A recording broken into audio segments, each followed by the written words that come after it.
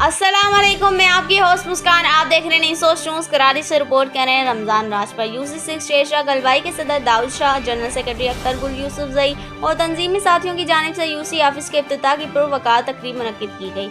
मेहमान खुसूसी सालार साहिब साबिक वफाकी वज़ीर ने 243 अब्दुल कादिर पटेल साहिब ने रिबन काटी। इस मौके पर मौजूद तमाम कारकुनान और अहदेदारान बिलखुसूस शेरशाह की अवाम का शुक्रिया अदा किया। अवाम के मौजूदा ने साबित किया जिस तरह इस दफ्तर के इफ्तिताही और मुनासिब तकरीब में पाकिस्तान पीपल्स पार्टी के नामजद उम्मीदवार अब्दुल कादिर पटेल साहिब के एजाज़ में इनके हौसला बुलंद करने के लिए यहाँ जमा हैं। इंशाअल्लाह 8 फरवरी को तीरों की बारिश होगी।